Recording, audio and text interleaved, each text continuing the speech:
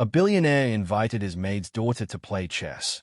Minutes later, she destroyed him in 6 moves, and the world watched in shock. Doreen worked quietly in the large mansion of Nathaniel Langston, one of the richest tech billionaires in New York. Every day, she cleaned the marble floors, polished the gold-framed mirrors, and served tea in silence. She had done this work for years without complaint. Life had taught her how to blend in, how to stay invisible in rooms where power moved like smoke. Her daughter, Zara, only 11 years old, came to the estate every afternoon after school. While other children played or watched TV, Zara sat quietly in the kitchen, waiting for her mother's shift to end. She didn't complain. She didn't ask for toys or snacks. All she wanted was her old, torn chess book, one Doreen had found at a second-hand store years ago. Zara read it every day, turning the pages slowly, her eyes following the little black-and-white squares like a map to another world. She had no chessboard of her own, so she drew positions on napkins and imagined the pieces moving in her head.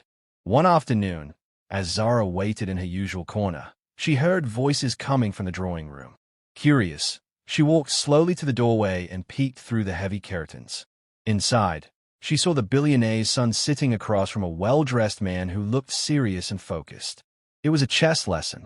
The coach placed puzzles on the board and asked the boy to find the right move. Zara didn't speak. She didn't move. But in her mind, she solved every puzzle faster than the boy. Sometimes, she smiled softly to herself when he made a mistake. Later, back in the kitchen, she quietly drew one of the puzzles on a napkin and replayed it from memory. Her fingers moved quickly, sketching the layout, then marking the next few moves.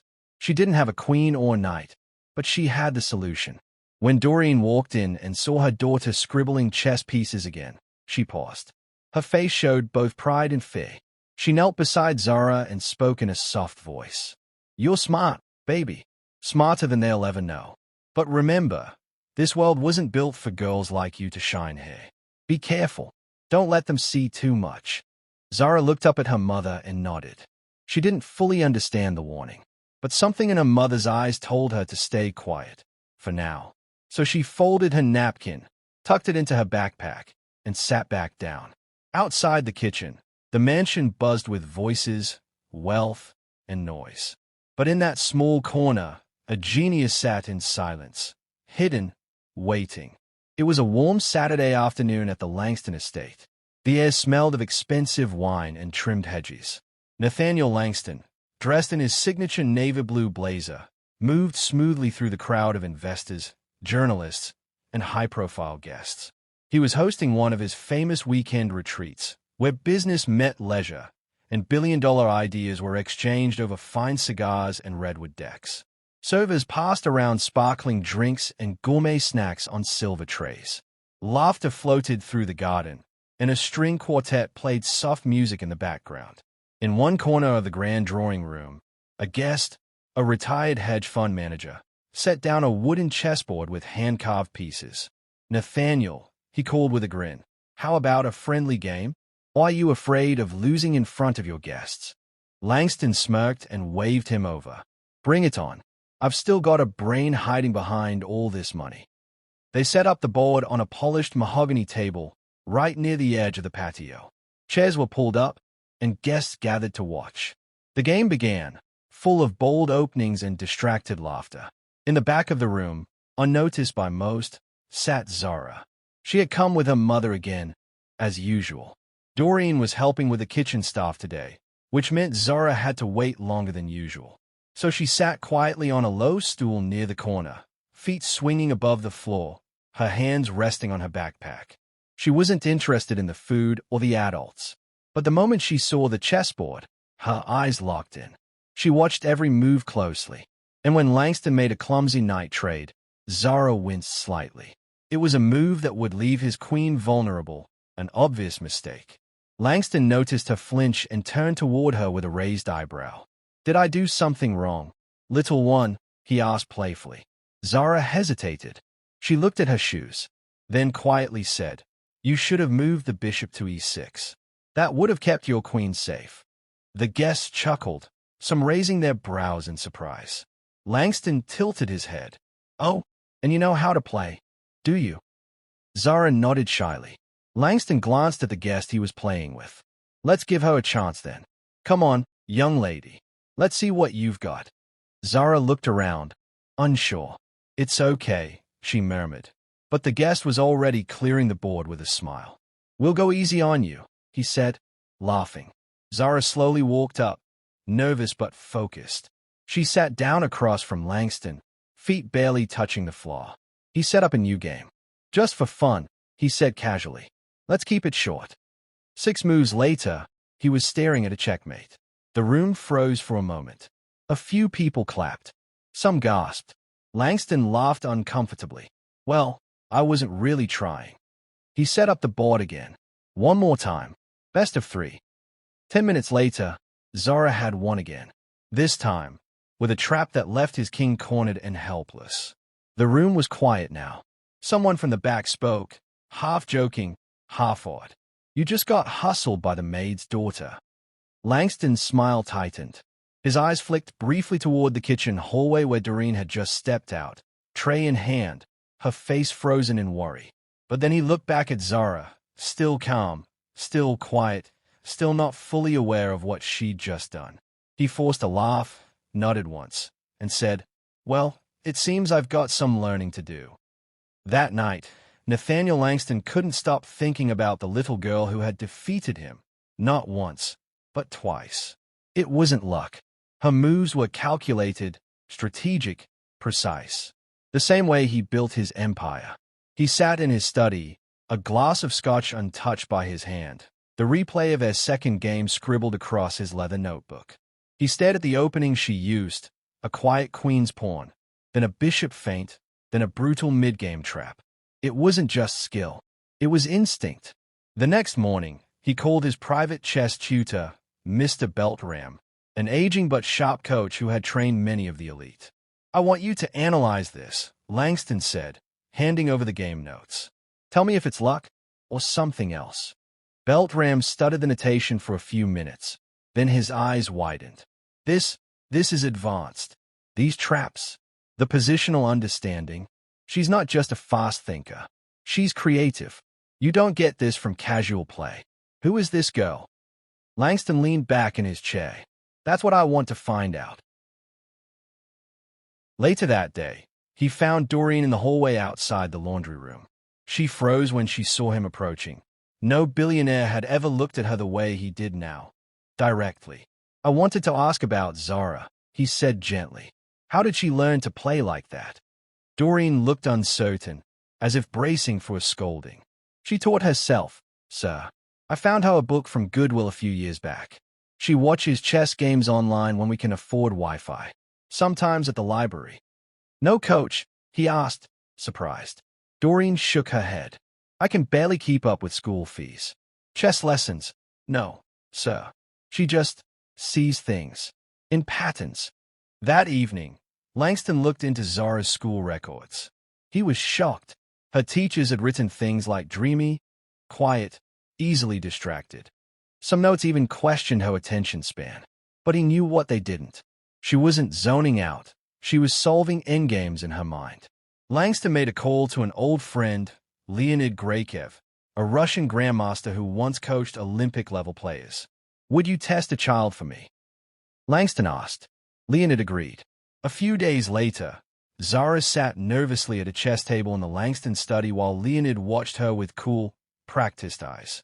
He made no jokes, no soft talk, just moved the first pawn and waited. They played silently for over an hour. He tested her with traps, baited her with dangerous gambits, tried to outmaneuver her with obscure patterns. But she held strong. She didn't beat him, but she didn't collapse either. She lasted, countered, adapted. After the game, Leonid sat back, slowly nodding, then smiled. She is not just talented, he said in his thick accent. She is rare, a born tactician. With training, she will crush champions. Langston was speechless. For the first time, he truly saw Zara, not as the quiet girl in the corner or the maid's child, but as something else entirely. A genius, hidden in plain sight. And he had almost missed it. Nathaniel Langston moved quickly. After witnessing Zara's brilliance firsthand, He pulled strings and made a few calls. Within a week, Zara had a full scholarship to one of the most prestigious private schools in New York, a place known for producing Ivy League graduates and international chess champions. He also enrolled her in an elite summer chess camp, where grandmasters trained only the most gifted players.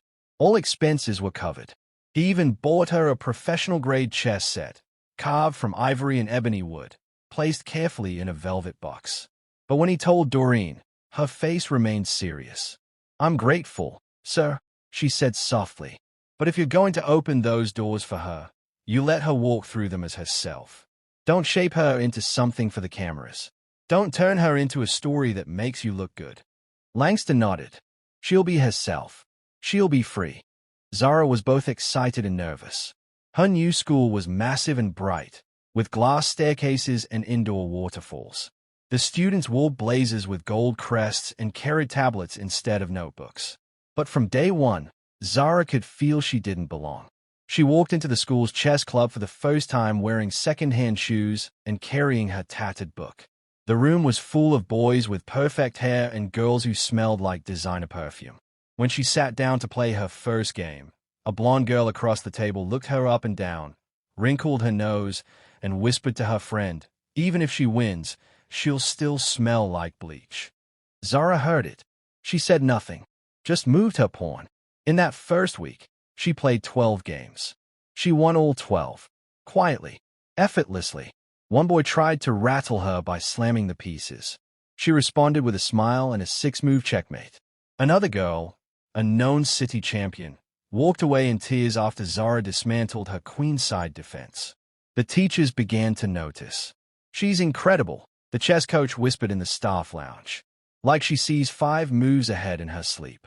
Still, the whispers continued in the hallways. "She's just a charity case. Langston's project. A fluke." Zara said nothing. She kept her head down, her moves sharp, her silence louder than their cruelty. Meanwhile, Langston followed her progress closely. He started to feel something unexpected: pride. Not the kind he felt from building companies, but the kind a father might feel watching a child rise above the odds.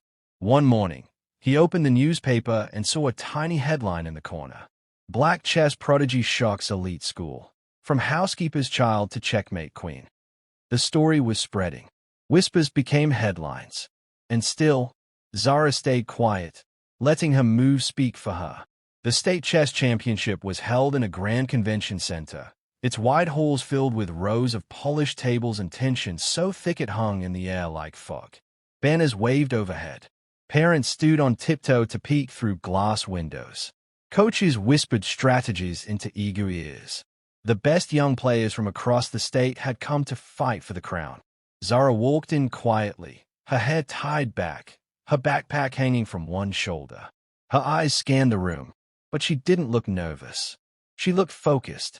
Her mother walked beside her, holding her hand tightly until the last second. From the moment she registered, people stared. "Who's she?" whispered one player. "She's that Maids kid, right?" muttered a girl with slicked hair and a diamond pin. A parent, standing nearby, didn't bother to whisper. "This isn't a charity board," he said loudly, glaring at Langston as he stood behind Zara in a tailored gray coat. "They're turning this place into a circus." Langston ignored him. Doreen, dressed modestly in a pressed blouse and flats, took her seat beside him. It was the first time they had ever sat side by side. No uniforms, no tray between them. Just 2 people, watching someone they both believed in. Zara sat down across from her first opponent, a smug boy with perfect posture and too much confidence. He tried to shake her hand with a smirk. "Hope you know what you're doing," he said. She didn't answer. The timer clicked. The game began. One by one, Zara moved through the tournament. Her moves were clean, aggressive, and ice-cold. She didn't play flashy. She played surgical. Opponents underestimated her, then walked away confused, crushed, and silent. In the final round, she faced Lucas Harmon, the undefeated state champion for the past 3 years. Cameras pointed at the board. Journalists leaned in. The crowd hushed. Lucas looked bored. He twirled his pen and yawned. "This'll be quick," he whispered. Zara didn't even look up. She opened with a King's Indian defense, something rarely seen from a kid. Mid-game, she shifted into a complex pawn structure, then slowly built a trap that took nearly 20 moves to complete. Then, without hesitation, she sacrificed her queen. Gasps echoed across the hall. Even the commentator watching the screen whispered, "What is she doing?" But 4 moves later, the room erupted into applause. Her sacrifice had led to a flawless checkmate, one that even the judges had to replay twice to fully grasp. Lucas sat frozen, his face pale. The crown was gone. Zara stood up, bowed slightly, and walked away. Flashbulbs went off. Reporters rushed in. The underdog prodigy, one headline read the next morning. From Maid's daughter to mastermind, another shouted. National news shows began featuring her game as the boldest win of the year. Zara didn't smile for the cameras, but as she walked toward her mother in Langston, she allowed herself a quiet glance back at the board she had just conquered. One game, one queen's sacrifice, and the whole world finally noticed. Langston's estate was glowing with warm light that evening. Chandeliers sparkled overhead, laughter echoed in the halls, and the scent of vanilla and citrus lingered in the air. The celebration was in Zara's honor. Her state championship win had become a media sensation, and tonight, the elite had come to shake hands with the girl they once ignored. Doreen stood quietly by the corner, wearing a simple blue dress Langston had gifted her for the occasion. She wasn't used to rooms like this, not as a guest. But tonight, she wasn't carrying trays. She was standing beside her daughter. Zara wandered into the mansion's vast library while guests mingled over wine and applause. The room was dimly lit, lined with books that stretched to the ceiling. She ran her fingers along the wooden shelves, stopping when something caught her eye on a dusty side table, a framed photo, slightly faded. She picked it up instead. In the picture was a younger girl, maybe 16, dark-skinned and proud, standing with a large chess trophy clutched to her chest. Her smile was identical to Zara's. Her breath caught. She turned the photo around and read the back. Zara Williams, citywide chess champion, 1994. Zara's hands trembled slightly as she clutched the frame and walked briskly toward the hallway. She found her mother near the piano and held out the photo silently. Doreen's face changed the second she saw it. Her eyes softened, then lowered. "I was once like you," she said, her voice quiet but full. "I used to play with fire in my blood. People said I was going to go far, but I got pregnant senior year. Your father disappeared. And when I dropped out, the calls stopped. The trophies didn't feed us, and no one wanted to hire a teenage mother who played chess." Zara blinked. "Why didn't you tell me?" "Because I didn't want you to carry my regrets," she whispered. "I wanted you to build your own board, not live on mine." Langston had stepped into the hallway behind them, unnoticed at first. He stopped mid-step, hearing every word. His eyes slowly moved from the photo in Zara's hand to the face of the woman he had known for over a decade, but never really seen. He stepped closer. "Doreen," he said gently, "I had no idea." She looked up, startled. "I wasn't looking for sympathy, sir." "You're not getting it," Langston replied. "You're getting an apology." She raised her eyebrows. "I saw brilliance in your daughter," he continued, "but I was blind to where it came from. I thought it was some miracle that happened in my house, not something that was already living here. I'm sorry for never asking, for never wondering." There was a long silence between them. Then Doreen smiled, not the polite one she wore around guests, but the quiet, worn-out smile of someone who'd waited years for someone to finally look deeper. "She's not just my daughter," Doreen said, placing her hand on Zara's shoulder. "She's my second chance." Zara stood taller, her mother's arm wrapped around her. Langston looked at them both, the maid and the genius, and for the first time, he didn't see class opposition. He saw legacy. The TV studio lights were bright and blinding, and Zara sat still in her chair, her small hands folded neatly in her lap. Her braided hair was tied back with a navy ribbon, and the oversized chair made her look even smaller. But her eyes, sharp, steady, calm, told a different story. Across from her sat a well-known anchor, all smiles and polished charm. Cameras rolled. A red light blinked. The segment was live. Tonight, the anchor began. We are joined by a very special guest, Zara Williams, the 11-year-old chess prodigy taking the nation by storm. The daughter of a maid, she has gone from cleaning halls to checkmating champions. Zara blinked slowly. Backstage, Doreen sat watching the screen with quiet discomfort, her hands clenched in her lap. Langston sat beside her, his jaw tight. As the interview continued, the anchor leaned forward with a smile that didn't reach his eyes. Zara, when did you first realize you were, well, special? Zara looked into the camera, then straight at the anchor. I don't think I'm special, she said simply. I just didn't stop learning, even when no one noticed. The audience clapped, and the anchor laughed, brushing it off. But the headlines the next morning were louder than the applause. From rags to royalty, Maid's daughter crowned America's next chess queen. Housekeeper's child stuns the nation. Cinderella in checkmate shoes. Social media exploded. Some praised Zara as a miracle. Others subtly questioned how a girl like her could be real. Few asked about Doreen. Few mentioned how Zara learned. Most painted her as a fluke, an exception. Langston had seen enough. He used his media contacts, issued a statement on national television, and spoke at a business summit with cameras rolling. She's not a charity case, he said firmly. She's not lucky. She's not a feel-good story for rich people to pat themselves on the back. She is the future. And her mother lit that fire. We just stepped out of the way. The clip went viral. Doreen's phone buzzed with calls, reporters, old friends, even former teachers who suddenly remembered her name. A few days later, Zara stood on stage at her new school, invited to speak at the school's annual assembly. She wore her blazer, slightly too big for her frame, and looked out over the sea of students and teachers who once whispered behind her back. She cleared her throat. People like to tell stories about where you come from, she began. They say I'm a maid's daughter, and I am, but that's not the whole story. She paused.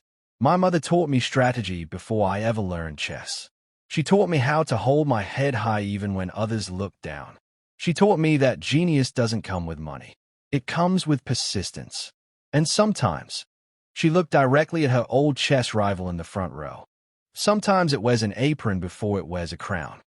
The auditorium was silent for a moment, then filled with applause, loud and rising like a wave. Zara smiled. Not because they finally saw her, but because she had never needed them to. She had already seen herself. The International Junior Chess Championship was held in a sleek glass auditorium in Geneva. Flags from dozens of countries hung from the ceiling like colorful guardians watching over the room. The best young minds in the world had come to fight, not with fists, but with minds sharper than steel. Zara stood in the hallway, moments before her final match. She wore a simple black blazer with a U.S. crest stitched on the chest, and her hair was tied into a tight, neat braid. She wasn't wearing a lucky charm, no sparkles or superstition, just silence and focus. Her opponent was already seated inside, Ivan Petrov, the 13-year-old Russian prodigy undefeated for 3 years, known for his ruthless precision and cold confidence. Commentators whispered his name like he was royalty. Zara Williams is talented, one whispered into a mic, but Petrov, he's a machine. She's good, another added, but this might be the end of the underdog story. Zara entered the hall. The audience turned. Flashbulbs exploded. The room was so quiet between clicks that even the chess clocks seemed too loud. Doreen sat near the front, her hands gripping a tissue in her lap. Langston was beside her, calm but tense. He wasn't checking his phone. He wasn't networking. He was watching her, not as a sponsor, but as something more, almost like family. Zara sat down across from Ivan. He didn't smile. He made the first move. Pawn to e4. Zara responded. Knight to f6. Gasps. Commentators leaned forward. She's playing the Alekhine defense. No one plays that against Petrov. It's suicidal. But Zara's face was calm. Her mind was racing, not with panic, but with a silent storm of strategy. She had studied this for months. She had prepared for this exact trap. Her coach had warned her not to try it. but she trusted herself. Ivan pushed forward aggressively. His play was sharp, fast, confident. Zara absorbed it like water against stone. Then, mid-game, everything changed. She countered. Hard. A sudden bishop sacrifice opened the board. She launched a daring flank attack while her queen threatened the center. Ivan's expression changed for the first time. Confusion, then frustration. He took longer on his next move. His hand hovered. Zara didn't flinch. 10 moves later, she had him cornered. The audience leaned forward. Some people were standing. Even the judges exchanged stunned glances. Ivan reached for his rook, but it was too late. Checkmate. The board fell silent for a breathless second. Then, a roar of applause exploded across the auditorium. People stood. Cameras flashed. Zara slowly leaned back in her chair, breathing steady, as if it had just been another practice match. In the crowd, Doreen pressed the tissue to her lips, tears streaming down her face. Not the loud kind, but the kind that had waited years to fall. Years of scrubbing, waiting, surviving, now released in silence. Langston clapped slowly, then faster, rising to his feet. Not out of pride for an investment, but pride in a girl who had rewritten everything they thought they knew. Zara stood and shook Ivan's hand. He didn't speak, just nodded, stiffly, and walked away. A reporter rushed up. Zara, how does it feel to beat the unbeatable? Zara glanced at the camera, then at the board. I didn't come here to beat him, she said softly. I came to prove I belonged here. She turned away, walking toward her mother. Doreen met her halfway and pulled her into a tight embrace. Neither said anything. They didn't need to. Behind them, the scoreboard changed. Champion, Zara Williams, USA. And the world would never forget that name again. The grand ballroom of the Langston Foundation shimmered with elegance that night. Crystal chandeliers lit the room in a soft golden hue, and waiters moved like clockwork between round tables adorned with white linens and silver cutlery. The guest list included CEOs, educators, scientists, and lawmakers. But tonight, all eyes weren't on them. They were on Zara Williams. Now 12, Zara stood tall and graceful in a sleek navy dress, her voice calm and mature beyond her years.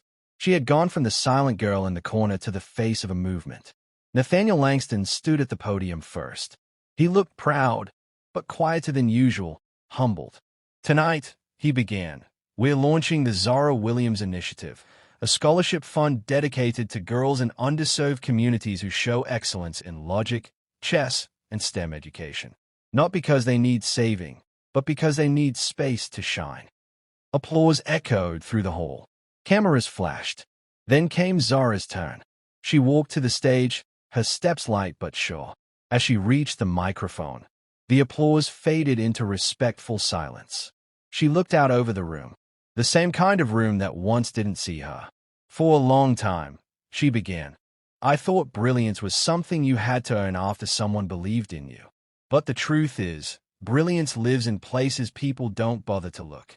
Her voice didn't waver. I've been called a miracle, a fluke, a storybook twist. But I'm not a story. I'm a reminder that genius doesn't always come wrapped in wealth or reputation. Sometimes, it comes in silence, in second-hand shoes, in a maid child solving endgames on napkins. Some people shifted in their seats. Others nodded, deeply moved. Zara paused, then said the words that would echo far beyond that ballroom. We don't need a seat at the table. We need to build new tables, where brilliance isn't a surprise, it's expected. The audience stood and clapped. Some wiped their eyes. Others looked stunned. After the speech, a senator's teenage daughter approached Zara shyly, phone in hand. Can I take a selfie with you? Zara smiled gently. Of course.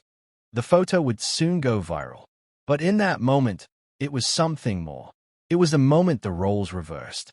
Langston stood at the side of the room, no longer the center of attention, but proud to be part of something greater than him.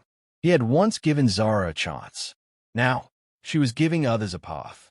The morning sun cast a golden hue over the Langston estate's newest addition, a serene garden tucked between tall oaks and marble walkways. But this wasn't a typical garden. It was a chess garden, unlike any in the world. Smooth stone tiles formed a giant board on the grass, each square carefully engraved. Life-size chess pieces stood in perfect formation, white and black, glossy and tall, like guardians of thought and strategy. Visitors wandered through in quiet awe, reading the inspirational quotes etched into the paths. At the center of it all stood a bronze plaque mounted on a pedestal of polished wood, in honor of Zara Williams, who checkmated the world's expectations. Nearby, Doreen and Zara walked slowly, side by side, taking it all in. Doreen carried a folded blanket and thermos of tea. Zara carried nothing but peace in her step. This was her favorite place now, where silence didn't mean being overlooked, but being understood. As they passed the board, a young girl, no older than 7, ran up with a playful grin. She wore scruffy sneakers and a mismatched coat. Her fingers held tightly to a pawn nearly as tall as her chest. She looked up at Zara with wide eyes and asked, "Do you think I can be a champion too?" Zara crouched beside her and ran a hand across the smooth edge of the knight. She didn't laugh, didn't dismiss, didn't soften the truth. She smiled gently and said, "Champions aren't born in castles. They are born wherever someone dares to think they can win." The girl's smile widened. She picked up the pawn and moved it forward, boldly, just as Zara once did.